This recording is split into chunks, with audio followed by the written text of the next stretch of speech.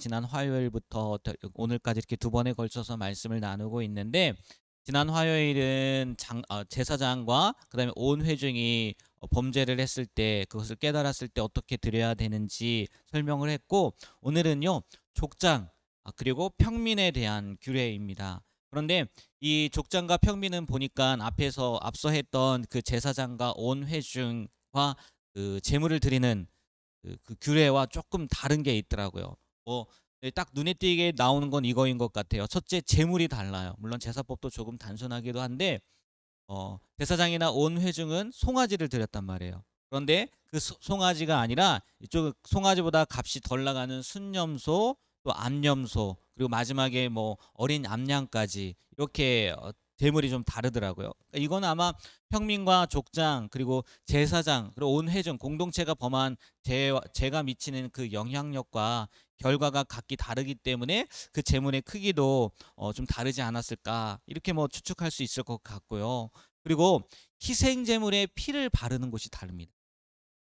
제사장과 온 회중의 속죄제의 피는요, 앞부분을 보면 향단 뿔에 발랐어요. 성소에 있는 향단이 있지 않습니까? 향단 뿔에 발랐는데, 족장과 평민의 경우는 번제단 뿔에, 오늘 말씀을 보니까 번제단은 성막 뜰에 있잖아요. 그 번제단 뿔에 발랐다는 거죠. 왜요?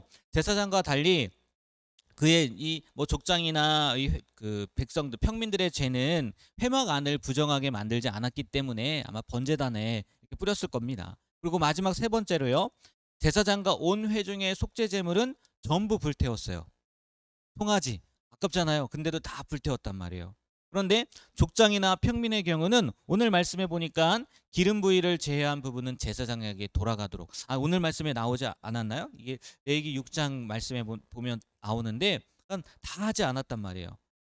아마도 제사장의 생계 유지를 위해서 하나님께서 마련해 놓으신 방법이지 않을까, 뭐 그렇게 추측이 되긴 합니다. 이렇게 아무튼 제사법이 좀 다르고요. 특별히 오늘 말씀에서 보면요, 그러니까 오늘 말씀뿐만이 아니라 지난 말씀도 포함되어 있긴 한데 20절, 26절, 31절, 35절 말씀을 한번 눈으로 한번 보시겠어요? 제가 읽어드릴게요. 20절 말씀 제가 읽겠습니다. 그 송아지를 속죄제의 수송아지에게 한 것 같이 할지며 제사장이 그것으로 회중을 위하여 속죄한즉 그들이 사함을 받으리라. 26절입니다.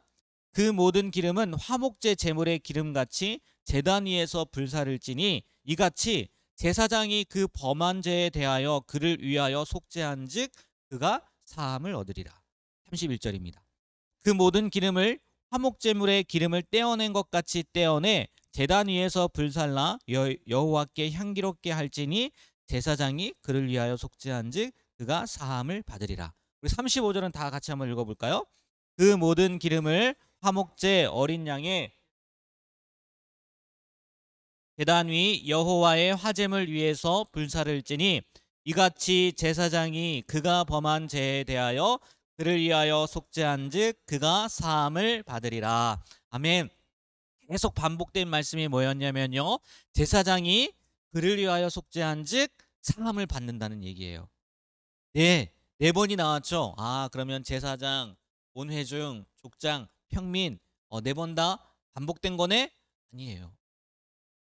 맨 마지막 35절은 어린 암양을 드렸을 때, 평민들이 죄를 지었는데 순념소나 순양이 아니라 어린 암양을 드렸을 때 포함된 거거든요. 누가 빠졌어요? 제사장이 빠졌단 말이에요. 제사장은요, 자신을 위해서 뭐 속죄한즉 사함을 받는다라는 말이 없어요. 그냥 번제를 드렸단 말이에요. 속죄 제물을 드렸단 말이에요. 왜요? 제사장도 잘못을 저지르고 죄를 짓는 사람이어서요, 온전하게 중보할 수 없다는 거죠. 그렇다는 거예요. 한번 찾아보십시오. 제사장이 죄를 지었을 때요, 아무리 눈을 씻고 찾아도요, 그가 그를 위하여 속죄한즉 사함을 받으리라 라는 말씀이 없어요. 그러면 그 제사장들이 범한 죄에 대해서는요, 누가 속죄해주고 어떻게 사함을 받을 수 있겠느냐는 거예요. 그냥 제사장들은 그냥 속죄자만 드리는 걸까요? 분명히요, 제사장도요, 속죄할 분이 필요하단 말이에요. 그렇지 않겠습니까? 그러면 그분이 누구라는 거예요? 우리는 추측하죠. 뭐 여기에 나와 있지 않지만 누가 그런 일을 감당할 수 있겠습니까? 예수님밖에 없다는 거죠. 예수님만이 흠없고 완전한 중보자라는 거예요. 제사장 본인은 할 수 없었지만 예수님은 할 수 있는 분이라는 거죠. 그 예수님이 우리의 대제사장이 되어 주셔서 제사장의 죄뿐만이 아니라 온 회중의 죄뿐만이 아니라 족장의 죄뿐만이 아니라 평민의 죄뿐만이 아니라 온 세상의 죄를 짊어지고 가셨다는 거죠. 제사장도 할 수 없었다고요. 우리가 이 말씀을 통해서 제사장은 없네, 이게 아니라 예수님을 바라볼 수 있었으면 좋겠어요. 제사장도 그 자신의 죄를 속죄할 수 없었다. 그냥 속죄 제물만 드릴 수 있었다. 누가 할 수 있었냐? 예수님만이 할 수 있구나 라는 것을 깨닫고요. 우리가 정말 바라봐야 될 부분은 예수님밖에 없다는 거 꼭 기억하셨으면 좋겠어요. 어제 예수님은 누구신가 수요 저녁 예배 때 말씀을 드렸잖아요. 예수님이 완벽한 구원자라는 거예요. 완벽한 인간이고 완벽한 하나님이기 때문에 우리를 온전히 구원할 수 있다는 거죠. 오늘 말씀을 통해서요, 예수님을 다시 한번 바라봤으면 좋겠어요. 그리고 또 특별히요, 부지중에 대한 얘기가 많이 나오지 않습니까? 혹은 실수로 죄를 범해도 죄는 죄라는 거죠. 계속 속죄죄를 말씀할 때 나오는 게 뭐냐면 부지중이에요. 그것이 드러나면 속죄죄를 드려야 됐다는 거예요. 의도하지 않았더라도요, 죄인 줄 깨달았다면 정결의식을 거쳐서 사함을 받아야 됐다는 거예요. 그러면 바꿔 말하면 부지중 실수뿐만이 아니라 고의적으로